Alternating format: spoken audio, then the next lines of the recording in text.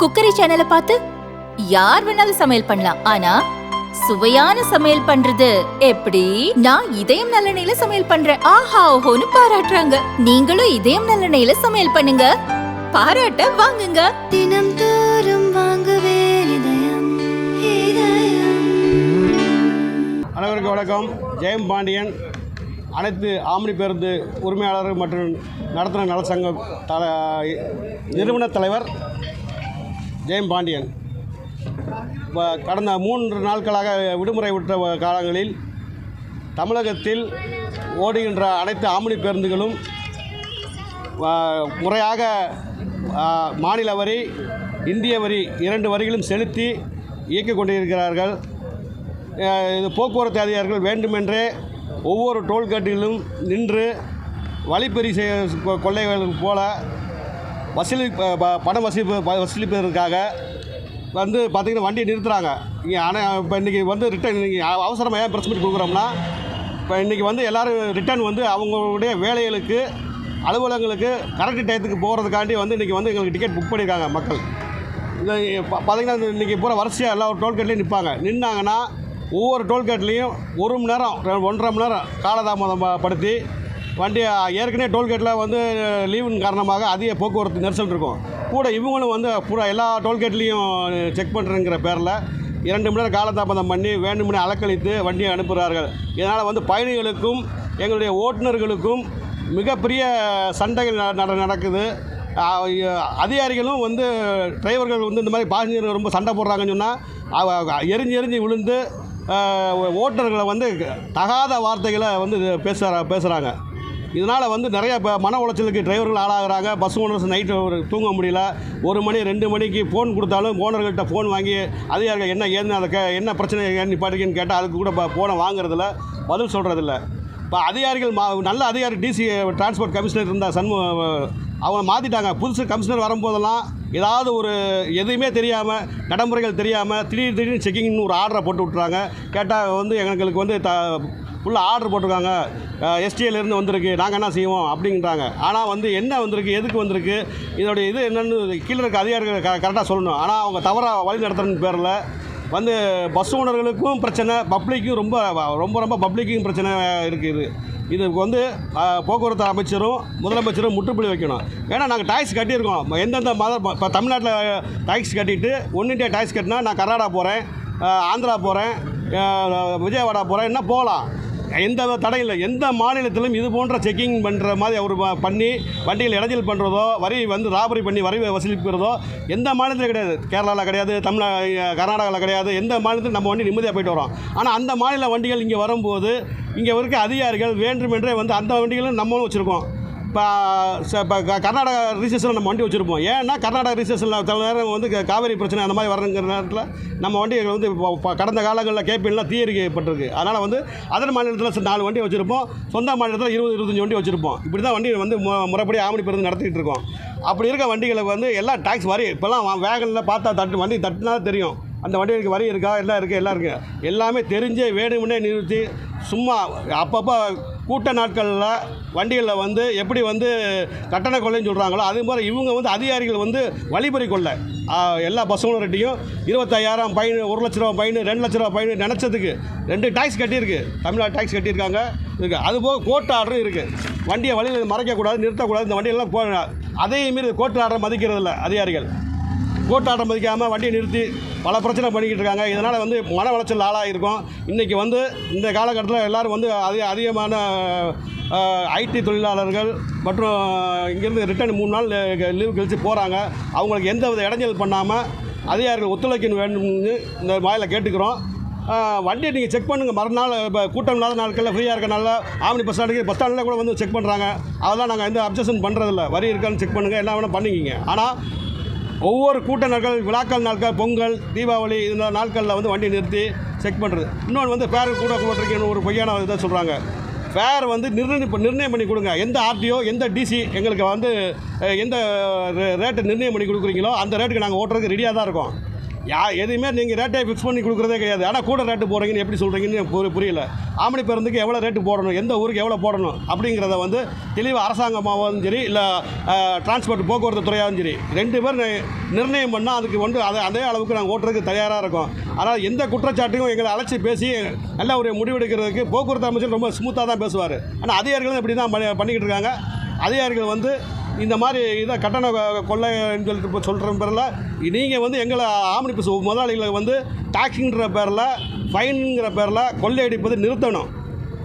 நீங்கள் வந்து இப்போ ஆர்டிஆர்ஸுக்கு போனால் எஃப்சிக்கு நாங்கள் ஃபீஸ் கட்டுறோம். ஆனால் நீங்கள் எஃப்சிக்கு ஃபீஸ் கட்டுறதா விடுறீங்களா? ஒவ்வொரு வண்டிக்கு எங்களுக்கு செலவு ஆகிறதுலாம் வந்து பொதுமக்கள் தலையில் தான் விடியுது. அதனால் வந்து அதிகாரிகள் வந்து உங்களுடைய நேர்மையாக கடமை செய்யுங்க. தேவையில்லாத பிரச்சனைகளை பண்ணி தேவையான சில ராங்கான அதிகாரிகளுக்கு கொடுக்குற ஐடியாவுக்கு வந்து செயல்பட வேண்டாம் என்று சங்கத்தின் சார்பாக கேட்டுக்கொள்கிறோம். இப்போது தமிழ்நாட்டில் மொத்தம் எவ்வளோ ஆம்னி பேருந்து ஓடுது? அதே போல் இந்திய வரி கட்டுறீங்களா? அதே போல் மாநில வரியோட டியூரேஷன் எவ்வளோ? எந்த அடிப்படையில் அதிகாரிகள் வந்து வரி கட்டுறாங்க? மாநில வரி 1,20,000 ரூபா நம்ம தமிழ்நாட்டுக்கு ஒரு வண்டிக்கு செலுத்துகிறோம். சீட்டுக்கு 4,000 ரூபா. ஒரு சீட்டுக்கு வந்து 4,000 ரூபா பர்த்துக்கு. 3 மாதத்துக்கு குவார்டர்லி. இதை செலுத்தின பிறகு ஒரு 90,000 ரூபா ஆல் இண்டியா பெர்மிட்டுக்கு செலுத்துகிறோம். One India. இது 3 months டியூரேஷன். ஆமாம், இது 90,000 90,000. இதை ரெண்டையும் கட்டிட்டோம்னா நம்ம தமிழ்நாட்டிலேருந்து நம்ம கர்நாடகா போகலாம், பாம்பே போகலாம், எங்கே வேணாலும் போய்க்கலாம். இந்தியா லெவலில் இருக்கவங்களை எங்கே வேணாலும் நம்ம போய்க்கலாம். அதுதான் இதோடைய பெர்மிட்டோட ரூல்ஸ். அதே மாதிரி கர்நாடகாக்காரங்க அவங்க மாநிலத்துக்கு 1.5-2 லட்ச ரூபா கட்டிட்டு அவங்க வந்து ஒரு 90,000 ரூபா கட்டினாங்கன்னா அவங்க நம்ம தமிழ்நாட்டுக்குள்ளே வரலாம். தமிழ்நாட்டை தாண்டி கேரளாவுக்கு போகலாம், எங்கே வேணாலும் போகலாம். அதுபோக நாங்கள் டோல்கேட்டு ஃபுல்லாக வந்து டோல்கேட்டு வரி வந்து ஆம்னி பஸ்ஸுக்கு ஜாஸ்தியான வரி. ஒவ்வொரு வண்டிக்கு மல்டி டேக்ஸ் வந்து அதுக்கு தனியாக வரி வசூல் பண்ணுறாங்க. இப்படி சாலை வரிகளில் மட்டுமே ஒரு குவார்ட்டருக்கு எங்களுக்கு வந்து மொத்தம் 5 லட்ச ரூபா 6 லட்ச ரூபா சாலை வரி மட்டுமே 6 லட்ச ரூபா 7 லட்ச ரூபா வருது. இதை செலுத்தி தான் நாங்கள் வண்டி கோடிக்கணக்கில் போட்டு அந்த கோடிக்கணக்கான இன்வெஸ்ட்மெண்ட் பண்ணி நாங்கள் வாகனத்தை செலுத்துறதுக்கு எங்களுக்கு ஒரு மரியாதையே கிடையாது. ஒரு ஃபோனை கூட அதிகாரி வாங்கி பேசுறது கிடையாது. அவங்க இஷ்டத்துக்கு எழுதுறது, கோர்ட்டில் பார்த்துக்க, அங்கே பார்த்துக்க, ரோட்டில் பார்த்துக்க, அவரை பார்த்துக்க, இவரை பார்த்துக்க அப்படின்னு அலக்கழிக்க வேண்டியது. நைட்டில் வந்து ரொம்ப வந்து மன உளைச்சலுக்கு பஸ் ஓனர்களும் ஆளாகிறாங்க. தமிழ்நாட்டு வண்டி அவங்களே பெர்மிட்டை கொடுத்து மிஸ்ஸாக பெர்மிட்டு அதுக்கு 5,000 ஃபைன் போடுறேன் வாங்கிட்டு போ மாதம் மந்த்லி. ஏதோ கஞ்சாயவர் சாராவருக்கு மாதம் மந்த்லி கேஸ் போடுற மாதிரி அவங்க கேஸ் போடுறாங்க. நினச்சது அதாவது வரி செலுத்தின வண்டிக்கு இருமல்ல வரி செலுத்தின வண்டிக்கு தமிழ்நாடு வரி செலுத்தின வண்டிக்கு வரி வாங்க மாட்டாங்க. இப்போ கர்நாடகாவில் நாங்கள் வரி செலுத்திட்டு இந்தியா டாக்ஸ் கட்டின வண்டியை வந்து தமிழ்நாட்டில் மட்டும் தமிழ்நாட்டில் இன்னொரு வரி சூப்பர் டாக்ஸ் அப்படி இன்னொரு வரி கட்டுங்க அப்படின்னு சொல்லி 3வது வரி கேட்குறாங்க. வெளியிலிருந்து வர மாநிலங்களுக்கு அது அந்த 90,000 ரூபா வரியில் தான் வந்து தமிழ்நாட்டுக்கு உண்டான தொகையை கோடிக்கணக்கில் வந்து சென்ட்ரல் கவர்மெண்ட்லேருந்து அனுப்புகிறாங்க. இப்போ நாங்கள் 90,000 கட்டுறோம்னா எல்லா இந்தியா பூரா ஓடுற வண்டி இங்கே மட்டும் இல்லை, தமிழ்நாட்டில் மட்டும் இல்லை, இந்தியா பூரா ஓடுற வண்டியிலுடைய டாக்ஸ் காசில் வந்து ஒரு பங்கு எல்லா மாநிலத்துக்கும் பிரித்து கொடுக்குறாங்க. அந்த டாக்ஸை 90,000 வசூல் பண்ணுறாங்க இந்தியா கவர்மெண்ட்டு. அந்த இந்தியா கவர்மெண்ட்டுக்கு வசூல் பண்ண 90,000 வந்து எல்லா மாநிலத்துக்கும். இப்போ எல்லா மாநிலத்துக்கும் பிரச்சனையே கிடையாது. ஒரு மாநிலத்துலேயும் வந்து இந்த மாதிரி டாக்ஸ் கட்டு எந்த பிரச்சனையும் கிடையாது. பக்கத்தில் இருக்க கர்நாடகா, கேரளா, ஆந்திரா எந்த மாநிலத்தையும் தமிழ்நாட்டில் மட்டும்தான் இந்த போக்குவரத்து அதிகாரிகள் ஒத்துக்கிற மாட்டேன், இந்த டாக்ஸ் செல்லாது. ஆனால் இந்த டாக்ஸ் செல்லாதுன்னு சொல்கிறவங்க அந்த டாக்ஸ் சென்ட்ரல் கவர்மெண்ட் கொடுக்குற காசை வாங்கக்கூடாது. இது வரைக்கும் வந்து ஒரு மாதத்துக்கே வந்து அதுக்கு வந்து கிட்டத்தட்ட ஒரு 25 கோடி 50 கோடி வரைக்கும் வசூலாகுதுன்னு சொல்கிறாங்க. அந்த காசு வருது, அங்கேருந்து வருதுன்றாங்க. அப்படி அந்த டாக்ஸ் காசையே வசூல் பண்ணிவிட்டு எங்ககிட்ட எக்ஸ்ட்ரா காசு வசூல் பண்ணும்போது நாங்கள் ரொம்ப பாதிக்கப்படுறோம். இதெல்லாம் வந்து யார்கிட்ட ரேட்டுக்கு வைக்க வேண்டியிருக்கு, டிக்கெட் ரேட்டில் கூட்ட வேண்டியிருக்கு, பொதுமக்களுக்கு ரேட்டை கூட்ட வேண்டியிருக்கு. இப்போ பொதுமக்களுக்கு வந்து எங்களுடைய மேலே தப்பான அபிப்பிராயம் வருது. சூப்பர் டாக்ஸுங்கிறாங்க, அதுக்கு வந்து பார்த்தீங்கன்னா முறையான ரசீது தராங்களா? அது எவ்வளோ வாங்க? இப்போ இந்த ஒன் இண்டியா டாக்ஸுக்கு வேகன்லேயே காட்டாது. டாக்ஸ் வந்து செலுத்துறதுக்கு 90 ரூபா கட்டியிருந்தோம்னா முதல் வந்து காட்டு தமிழ்நாடு வரி நுழைவு வரி அப்படின்னு சொல்லி ஒரு வாரத்துக்கு மாதத்துக்கு குவார்ட்டருக்கு அப்படி கட்டுற மாதிரி ஆப்ஷன்ஸ் இருந்துச்சு. அதெல்லாம் இப்போ இல்லை. அந்த ஆப்ஷன்ஸே இல்லாத போதும் அதிகாரி என்ன சொல்கிறாங்க, நீங்கள் வந்து இதில் போய் கட்டிட்டு வாங்க, செக் போஸ்ட்டில் போய் நீங்களே பணம் கட்டுங்க, வாலண்டியராக கட்டுங்க, ஓடிபி போட்டு கட்டுங்க, அதை போட்டு கட்டுங்க அப்படின்னு சொல்லி கேட்குறாங்க. அது சென்ட்ரல் கவர்மெண்ட்டை எடுத்து விட்டாங்க வேகனில். அந்த மாதிரி 90,000 கட்டின வண்டிக்கு எந்த மாநிலத்துலையும் வரி வசூலக்கூடாது. எப்படி லாரி நேஷனல் பெர்மிட் இருக்குல்ல, அதே இது ஒன்று தான். நேஷனல் பெர்மிட் லாரியை வந்து நம்ம எந்த மாநிலத்துக்கு போகிறோம்ல அது மாதிரி தான் இப்போ கொடுத்துருக்க ஒன் இண்டியா பெர்மிட். ஆக்சுவலாக வந்து கான்ட்ராக்ட் கேரேஜ் பெர்மிட் தான் misuse of permit. One India permit எந்த மிஸ்யூஸ் ஆஃப் விஷயம் கிடையாது. ஏன்னா இது அதில் இண்டிவிஜுவல் ஃபேர் கலெக்ட் பண்ணலாம். எல்லா நாம்ஸும் அடங்கிய ஒரே பெர்மிட் எதுனா இந்த ஒன் இண்டியா பெர்மிட் தான். இந்த ஒன் இண்டியா பெர்மிட் வச்சு ஆம்னி பஸ்ஸை இயக்க முடியும். இதுதான் ப்ரொசீஜரோடது. இதில் மிகப்பெரிய குற்றச்சாட்டு என்னென்னா கார்கோ பில் இல்லாமல் வண்டியில் கொண்டு போகிறாங்க. விடுமுறை நாட்களில் நீங்களாக ஒரு ரேட்டை போட்டுக்கிறீங்க. 600 டிக்கெட்டு 1500 விற்கிறாங்க அப்படிங்கிற இந்த 3 நாள் வெள்ளி சனி ஞாயிறு மட்டுமே. இப்போ நான் எங்களுடைய வாகனங்கள்லாம் பார்த்தீங்கன்னா ஸ்லைடிங் சிஸ்டத்தில் இருக்கும். எங்களுக்கு ரேட்டு ஃபிக்ஸ் பண்ணாதனால ஸ்லைடிங் சிஸ்டத்தில் இருக்கும்.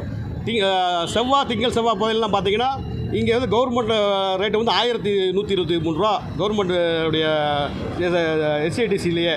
ஆனால் நாங்கள் 500 600 ஓட்டுறோம். அந்த நாட்களில் பார்த்தீங்கன்னா எங்களுக்கு ரேட் 500 600 தான். அப்போ அந்த 500 600 ஏன் ஓட்டுறோன்னா வண்டி டிரைவர் வந்து நிப்பாட்டினா வண்டி வாகனம் பழுதாகும். டிரைவர் வந்து அவருடைய வேலை வாய்ப்பு இழக்கும். அவருக்கு நம்ம வந்து அவங்க வீட்டு குடும்பத்துக்கு டிரைவர் கிடைக்க மாட்டாங்க. வாரத்தில் நாங்கள் 3 நாள் மட்டும் தான் வண்டி ஓடுது. ஆனால் 3 நாள் மட்டும் ஆள் வேணும்னா 3 நாளுக்கு வர மாட்டாங்க.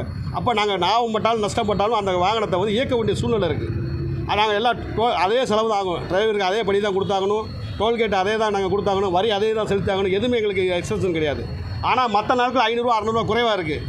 அதெல்லாம் வச்சு அந்த கூட்ட நாட்களில் வந்து பார்த்திங்கன்னா இந்த கம்மியான ரேட்டில் போகிற அரசு பஸ்ஸில் போகிறவங்களாம் எங்கள் பஸ்ஸுக்கு வந்துடுவாங்க.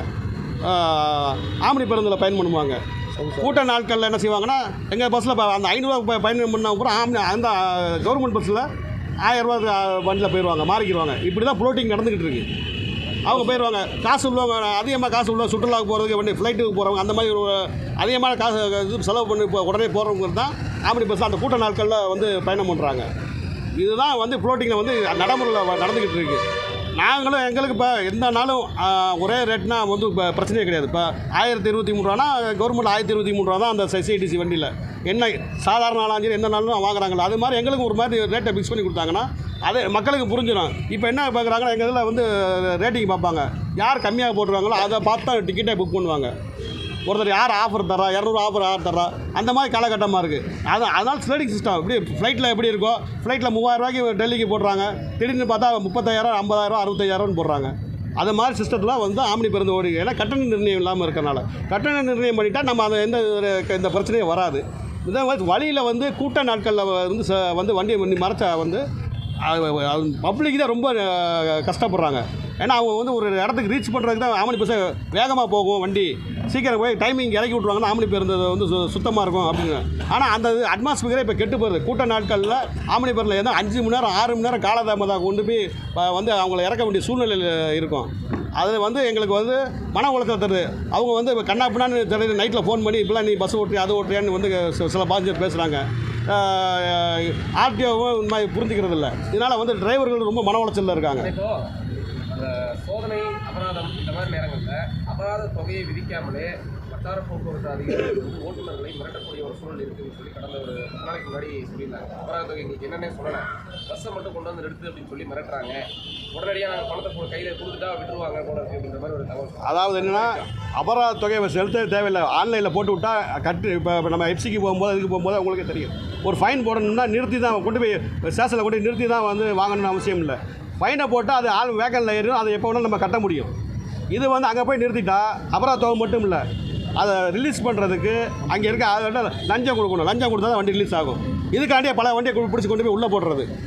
அங்கே போனால் அந்த வரியும் செலுத்தணும். அவங்களுக்கு வந்து இந்த அவங்க கேட்குற தொகையும் கொடுத்தா தான். இல்லைன்னா அவங்க நினச்சா 1 வாரமும் போட முடியும், 1 மாதமும் போட முடியும், 3 மாதமும் போடுவோம். அதை ஏற்றி கேட்டால் நீ கோர்ட்டுக்கு போனால் நம்ம ஒரு 10 நாள் 15 நாள் வண்டி நிற்கும். என்ன பண்ணுறதுன்னு சொல்லி அதனால் இந்த மாதிரி தான் வந்து ஆம்னி பஸ் ஓடுறதுல தான் வந்து பாதிச்சுக்கிட்டு இருக்கோம். அது என்ன லஞ்சம்னா எவ்வளோ கேட்குறாங்க ஒரு வண்டிக்குன்னா எவ்வளோ? ஃபிக்ஸடில் அவங்க நினச்சது கேட்பாங்க. கொடுக்குறாங்க. அப்போ கொடுத்தோம்னா வண்டி உடனே ரிலீஸ் ஆகும், இல்லைன்னா லேட் ஆகும். அடுத்த கட்டம் போராட்டம் நம்ம எஸ்டியை முற்றுகையிடலான்னு இருக்கோம். போக்குவரத்து தலைமை அலுவலகத்தை முற்றுகையிடலான்னு இருக்கோம். தொடர்ந்து இந்த மாதிரி பண்ணிக்கிட்டு இருந்தால் எல்லா ஸ்டேட்லேயும் ஏற்றுட்டு இப்போ இந்தியா ஃபுல்லாக போட்டாச்சு. அந்த பெர்மிட் தான் ஆக்சுவலாக வந்து தமிழ்நாட்டில் கொடுக்குற கான்ட்ராக்ட் கேரேஜ் பெர்மிட் வந்து டூர் பெர்மிட்டு.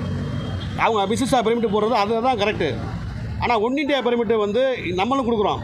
தமிழ்நாட்டில் ஒன் இண்டியா பெர்மிட் கொடுக்குறோம். நம்ம வண்டி பூராமே கர்நாடகாக்குள்ளே போகுது, கேரளாக்குள்ளே போகுது, ஹைதராபாத் போகுது, எல்லாம் போகுது. எங்கேயுமே நம்ம வண்டி எதுவுமே பிடிக்கிறது கிடையாது, அவங்க எதுவுமே கேட்கறது கிடையாது. ஆனால் அவங்க வண்டிகள்லாம் அங்கிட்டு இருக்கவங்க வந்து வண்டிகள் வந்தால் மட்டும் இவங்க வந்து பிடிச்சிக்கிட்டு அதையும் பிடிக்கிற சாக்கில் வந்து இந்த வண்டிகளுக்கும் வந்து 10,000 மிஸ்ஸிஸாக பெர்மிட். நீங்களே பெர்மிட் கொடுக்குறீங்க, நீங்களே மிஸ்ஸிஸாக பெர்மிட் 10,000 ஃபைன் போடுறீங்க. அது எந்த விதத்தில் நியாயம்? ஏற்கனவே கடந்த சில நாட்களுக்கு அது இது இப்படி சொன்னோம்னா உடனே சீட் பெல்ட் இல்லை, அது இல்லை, இது இல்லைன்னு சும்மா அப்படி உப்பு தப்பான காரணமாக போடுவாங்க. வசூல் பண்ணுறதுக்காண்டி அதுக்காண்டியே வேணும்னே அந்த சாராய கேஸ் போடுறாங்கல்ல, மாதம் ஒரு கேஸ் போடுறாங்கல்ல, அதை மாதிரி தான் இவங்களுக்கு போடுறாங்க. ஏதோ ஒரு கேஸ் வண்டி நிறுத்த வேண்டியது ஒரு 5,000 10,000 அது நல்லா எல்லாமே கரெக்டாக இருந்தால் கூட ஒரு ஃபைன்னு ஒன்று அடித்து விடணும். அவங்களுக்குன்னு டெய்லி ஒரு மாதத்துக்கு எவ்வளோ வசூல் பண்ணணும்னு ஒரு டார்கெட் அது நிர்ணயம் பண்ணுறதுக்காக வேண்டி நிறுத்திட்டு ஒவ்வொரு வண்டிக்கு நீ இந்த மாதம் கேஸ் வாங்கியிருக்கியா வாங்கலையா ஒரு கேஸ் அந்த மாதிரி தான் போய்கிட்டு இருக்குது. இந்த டேக்ஸ் வந்து ஒரே சிஸ்டமாக போட்டு அப்புறம் வந்து ரேட் ஃபிக்ஸ் பண்ணாங்கன்னா ஓட்டுறதுக்கு எல்லாமே வந்து பேசஞ்சருக்கு தான் லாஸ் ஆகும். டேக்ஸ் வந்து ஒரு சீட்டுக்கு வந்து 4,000 போடுறது சரிங்களா. நம்ம வண்டி வந்து அதர் ஸ்டேட்டுக்கு போகும்போது ஒன் இண்டியா பெர்மிட்னா ஆல் இண்டியா எங்கே வேணாலும் போய்க்கலாம், ஒரே டேக்ஸு. அப்போ ஆல் இண்டியா டேக்ஸ் கட்டிட்டு ஒன் இண்டியா கட்டிட்டு தமிழ்நாட்டுக்கு வர டேக்ஸ் கட்ட போகும்போது அப்போ ரேட்டு ஜாஸ்தி தானே வரும். ஒரே டேக்ஸை போடு, எல்லாம் ஆல் இண்டியாவுக்கு எவ்வளவோ ஒரு நிர்ணயம் பண்ணு. அப்போ நிர்ணயம் பண்ணி ஆமை பார்த்தோன்னா வந்து என்ன சுற்றுலா நிறையா இம்ப்ரூவ்மெண்ட் ஆகும். லாட்ஜுகள் பல வருமானம் இருக்குது அரசாங்கத்துக்கு. இப்போ கர்நாடகா வந்து கிட்டத்தட்ட ஒரு 500 வண்டி 600 வண்டி தமிழ்நாட்டுக்குள்ளே வருதுன்னா ஆமணி பிறந்த வரவங்க பூராமே வந்து பிஸ்னஸ் மேன் அவங்களாம் வர்றாங்க. அந்தந்த மாநிலத்தில் மாவட்டத்தில் வந்து எல்லா லாட்ஜுகள் ஹோட்டல் எல்லாமே வியாபாரம் நடக்குது. அவங்களுக்கு வந்து நிறைய வரிகள் வந்து அதிலே கலெக்ட் ஆகுது. இப்படி இருக்கும்போது அதுக்காண்டி உண்டான போக்குவரத்து அரசு போக்குவரத்து பற்றாக்குறையாக இருக்குது. இப்போ பல காலங்களில் நாங்கள் எங்களுடைய ஆமணி பேருந்து தான் வந்து கை கொடுத்து நாங்கள் வந்து இந்த கிரவுடெல்லாம் காலி பண்ணுறதுக்கு கூட்டத்தை குறைக்கிறதுக்கு எங்களுடைய நைட்டு இரவு பகல் பார்க்காம ஆமணி பஸ் ஓனர்லாம் உழைக்கிறோம். பாருங்கள் இப்போ பாதி பேர் வர முடியல. ஏன்னா நைட்டு 1 மணி ஆகுது 2 மணி ஆகுது, வண்டி போன இடத்துல உரசிடும் இடைச்சேரும், அவ்வளோ டார்ச்சரில் இருக்கும். இது போக போக்குவரத்து அதிகாரிகள் வண்டிக்கு பெர்மிட்டாகவும் கொடுத்துட்டு வழியில் நிப்பாட்டி டிரைவர்களையும் வந்து கேவலமாக பேசுகிறது, எங்களை கேவலமாக பேசுகிறது, வண்டி இந்த பெர்மிட் செல்லாதுங்கிறது. அரசு கொடுத்த பெர்மிட் தான் வச்சுருக்கோம். நாங்களாம் சொந்தமாக பெர்மிட் ஒன்று அடிச்சுட்டு வந்து வைக்கல. மத்திய அரசு ஒரு பெர்மிட் ஒரு சிஸ்டம் கொடுக்குது, மாநில அரசு ஒரு சிஸ்டம் கொடுக்குது. ரெண்டையுமே நாங்கள் ஃபாலோ பண்ணுறோம். ஆனால் இப்போ வெளிமாநில பதிவேடு கொண்ட வாகனங்களுக்கு மட்டும்தான் இந்த மாதிரி அபராதம் விதிக்கிறாங்க. எல்லாம் தமிழ்நாடு பெர்மிட்டுக்கும் சேர்த்து தான் அவங்க கொடுக்குற பெர்மிட். அவங்க அதுக்கு 10,000 அதுக்கு டாக்ஸ் ஏறினா இருக்கலாம். 2வது வாட்டி டாக்ஸ் கலெக்ட் பண்ண முடியாது. அதனால் அதுக்கு 10,000 20,000 5,000 10,000 நோக்கம் போல் கவர்மெண்ட்டுக்கு வருமானம் அப்படின்னு சொல்லி இப்போ அதை மட்டும் போட்டு விட்ருவாங்க. இப்போ அந்த வண்டி நிறுத்தக்கூடாதுன்னு சொல்லி கோர்ட்டில் ஆர்டர், இந்த மாதிரி ஆல் இண்டியா பெர்மிட் வண்டியை நிறுத்தக்கூடாது அப்படின்னு. டாக்ஸ் வேணும்னு நாங்கள் டாக்ஸ் கட்ட முடியாது. நாங்களும் டாக்ஸ் இந்த தமிழ்நாடு கட்ட சொன்னாங்க, நான் கட்ட முடியாதுன்னா கோர்ட்டில் இது வந்து எல்லோரும் அப்டேட்டும் கொடுத்துட்டாங்க. அரசு ஹைகோர்ட்டு என்ன சொல்லுதோ கோர்ட்டு சொன்னால் நாங்கள் கட்டிடுறோம் அப்படின்னு சொல்லி அப்டேட்டும் கொடுத்தாங்க. அந்த வண்டிகளையும் பிடிச்சி கொண்டு போய் இப்போ ஆர்டிஎஸ் நிப்பாட்டுறது, அங்கேயும் ஓட்டக்கூடாது இங்கே ஓட்டக்கூடாது.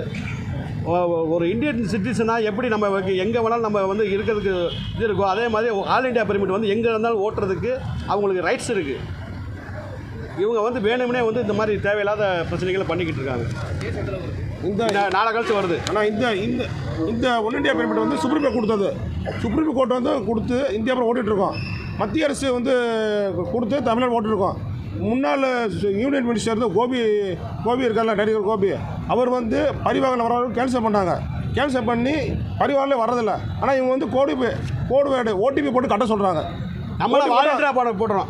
நானாக அந்த மாநிலத்துக்கு வரி செலுத்துகிறேன் எக்ஸ்ட்ரா அப்படின்னு சொல்லி ஓடிபி நானே கொடுத்துக்குறேன். ஓனர் நான் ஓடிபிங்கிறது நான் எனக்கு என் நம்பருக்கு ஓனர்னால் என் நம்பருக்கு வரும். அந்த ஓடிபியை போட்டு அந்த டாக்ஸ் கட்ட முடியும். ஆக்சுவலாக வந்து டாக்ஸ் கட்டணும்னா அதே காட்டும். இந்த வண்டிக்கு வரி உள்ள வந்தால் நீ வரி கட்டணும் அப்படின்னா அதில் போர்ட்டலில் வேகன்லே காட்டும். இப்போ காட்டுறதில்ல. அந்த காட்டாத போது இந்த வண்டி தமிழ்நாட்டில் மட்டும் பிரச்சனை பண்ணுறாங்க. எல்லா மாநிலத்தையும் எந்த பிரச்சனையும் இல்லை. ஆமணி பேருந்துக்கு தமிழ்நாட்டில் மட்டும் இதே பிரச்சனை. ஃபெஸ்டிவல்னாலும் பிரச்சனை, எதுனாலும் பிரச்சனை. இது பொதுமக்கள் நல்லா பண்ணுறதுக்கு சில பேர் நினைக்கிறீங்க, அது கிடையாது. ஆமணி பேருந்தை ஓட்ட விடாமல் பண்ணுறதுக்கு சில அதிகாரிகள் பண்ணுற வேலை தான் இது. டிரான்ஸ்போர்ட் கமிஷனர் பார்த்து தான் முன்னாடி பேசியிருந்தீங்க. இப்போ இவர் இருந்தார் ஃபஸ்ட்டு ஒரு நேர்மையான நேர்மையான அதிகாரி இருந்தாங்க. அவங்கள நாங்கள் சொல்கிறத கேட்டு கரெக்டாக பண்ணி கொடுத்தாங்க. அவங்கள உடனே மாற்றிடுறாங்க. நேர்மையான அதிகாரி அங்கே அந்த சீட்டில் உட்கார முடியல. மாதத்துக்கு ஓகே ரெண்டுமே சார் ரெண்டுமே தான். ஆவணங்களை பார்க்குறது தப்பு கிடையாது, ஆவணங்களை பார்க்குறதுனால ஒன்றும் தப்பு கிடையாது. ஆனால் தூக்கி எரிஞ்சிடறாங்க. அதான் அது அதில் தான் டாக்ஸ் கட்டிருக்குன்னு சொல்லுவார், இவர் டாக்ஸ் கட்டிருக்குன்னு சொல்லுவார். அந்த டாக்ஸை நான் ஏற்றுக்க மாட்டேன். எனக்கு ஒரு டாக்ஸை கட்டு. ஆவணங்களே தேவையில்ல சார், ஆன்லைன் அடிச்சாலே தெரிய போகுது சார். நீதி வண்டி நம்பர் அடிச்சா இந்த வண்டி தேவையில்லை, வண்டி நம்பர் அடித்தா இந்த வண்டி ஆன்லைன் ஆகியாச்சு. ஆன்லைன் எல்லாமே ஆன்லைனில் இருக்குது. அப்போ நீதிமன்ற உத்தரவு மதிக்கிற கிடையாது. முதல் நீதிமன்றத்தை டாக்ஸ் கட்டினா நான் டாக்ஸ் கட்ட தயாராக இருக்கும். ஆனால் நீதிமன்றத்தை யாரும் மதிக்கிறது இல்லை. இதை நீதிமன்றத்தை செல்லாதுன்னு சொல்கிறாங்க. அதான் மிகப்பெரிய கேவலம். இந்தியாவில் எந்த மரத்தையும் நீதிமன்றத்தை மதிக்காமல் யாருமே கிடையாது. தமிழ்நாட்டில் வந்து நீதிமன்றத்தை வந்து போக்குவரத்துறை மதிக்கிறது இல்லை. இது வழக்கு செல்லாதுன்றாங்க. 30 ஆர்டர் கொடுத்து 15 கொடுத்தாங்க. 15 கொடுத்தது 19 தள்ளி போட்டிருக்காங்க. முன்ஜாமீன் வாங்கும்போது காவல்துறை அரசு பண்ணுறதுக்கு ரூல்ஸே கிடையாது. இந்த மாதிரி போக்குவரத்துறைக்கு 19 டைம் கொடுத்துருக்கு. ஆனால் போக்குவரத்துறை ஒத்துக்கவே மாட்டேங்குது, செல்லாதுன்றாங்க. இது நீதிமன்றத்தை கேள்வி கேட்கணும். தமிழ்நாடு அரசியல்கள்லாம் வந்து நல்ல வாழ்றதுக்கு வழிவகுத்தணும். கிட்டத்தட்ட ஒரு 6 லட்சம் தொழிலாளர்கள் இதில் இருக்கும். இன்னைக்கு பார்த்து நைட்டு பார்த்து எங்களை போய் தொந்தரவு பண்ணி வண்டி ஓட முடியாமல், நேரத்துக்கு போக முடியாமல் எல்லா வண்டியும் தொந்தரவு கொடுப்பாங்க. அதுக்கு நீங்கள் தொலைக்காட்சியும் தமிழக அரசும் மத்திய அரசும் சேர்ந்து எங்களுக்கு வழிவகுத்தருமாறு தாழ்மையை கேட்டுக்கொள்கிறோம்.